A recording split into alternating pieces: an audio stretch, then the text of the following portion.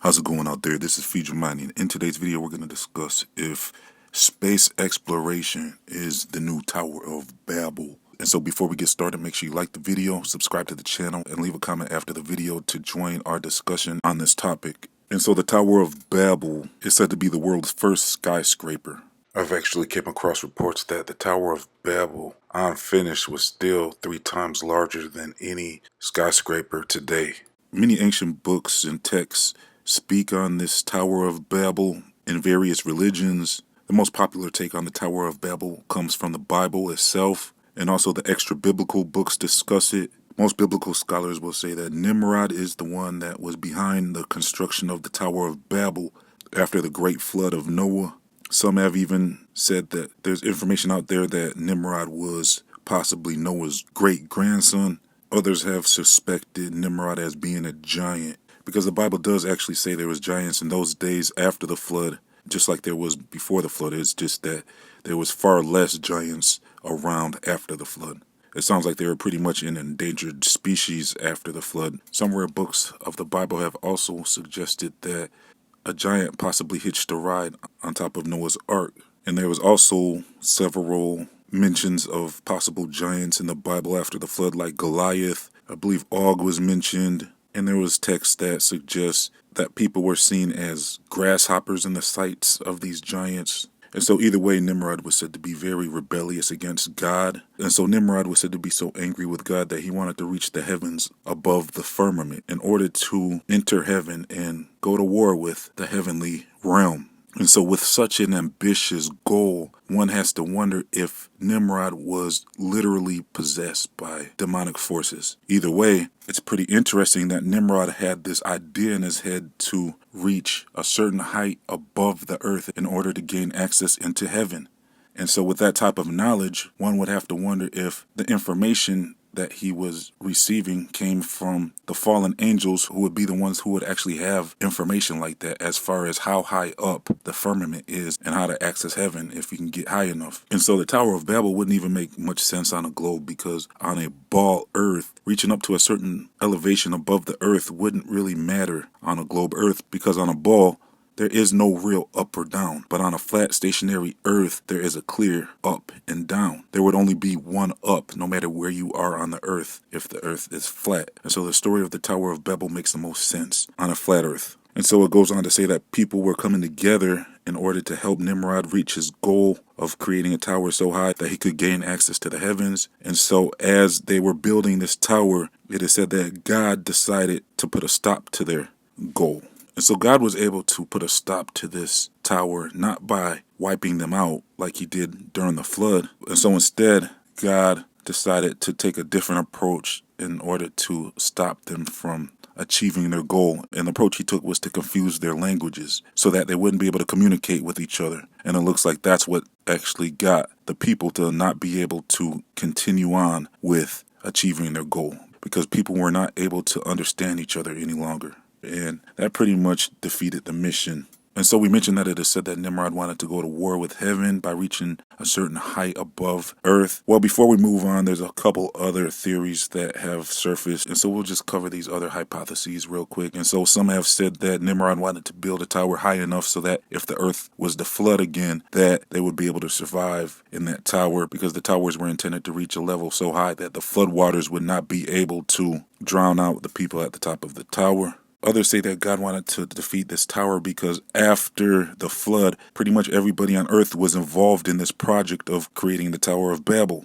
because this was said to be a very massive tower that required the help of the whole world. And so God didn't want people to be spending all of this time focused on such an ambitious goal. God wanted people to live naturally and scatter across the earth and multiply. He didn't want people all focused on trying to figure out what's above the heavens. He wanted people to live naturally and behave naturally. And so we discussed this in my previous video, where if people were aware of the firmament, everyone would be so obsessed with this firmament that most people would not be behaving naturally. They would want to know what this firmament is all about. And so it's not conclusive what happened to this tower after they abandoned building it. Some reports say that God might have destroyed the tower. Other reports say that the earth might have swallowed the tower. And so there is hypotheses that there was a great mud flood that they call the Tartarian mud flood, I believe. And so that theory would go very well with the earth swallowing this Tower of Babel. Other reports say that the tower might have been burned to the ground.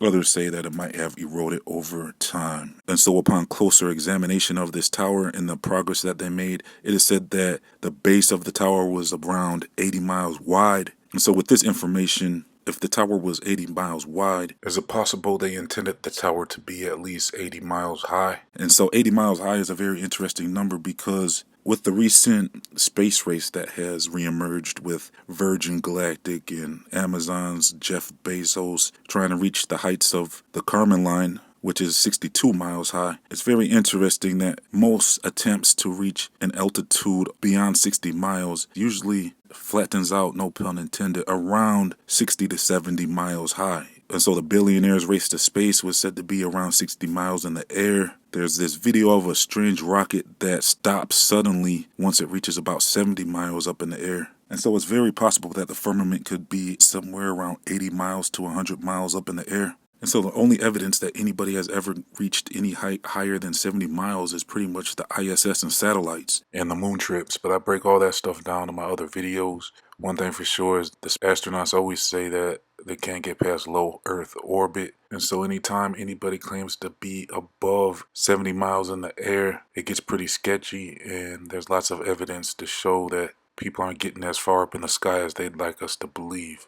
And so we cannot honestly say that it is confirmed that anything has reached those heights. And so now we're back down to around 70 miles, which is what the rocket that this individual launched up was said to have reached when it suddenly stopped. And most people suspect that this rocket might have hit the firmament. That explains why it's very sketchy when anyone claims now if they've reached above 70 miles high, because it looks like nobody is permitted above a certain height above the earth. And so the Tower of Babel was never said to have reached the heights of around 80 miles. Some researchers have determined that the tower might have reached around 8 miles high before the project was abandoned.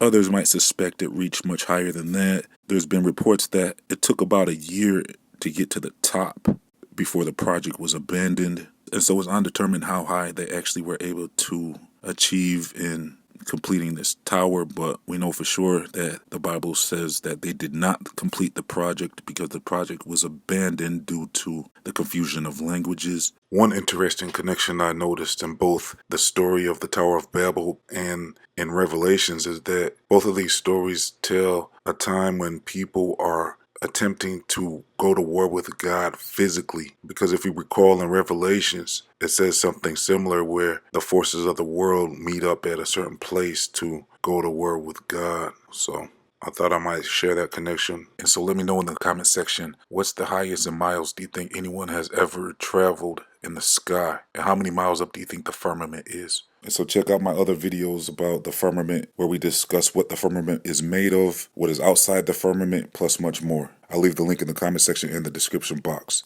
Visit feedyourmind1.com and share the page with your friends and family for bonus videos, news, exclusives, links to my other channels, social media links, and much more. Gain access to secret videos, early releases, and sneak peeks at patreon.com/feedyourmind. All links are in the comment section and the description box. Please like, comment, share, and subscribe, and click your notification bell. This has been another episode of Feed Your Mind. Thank you for tuning in, signing off.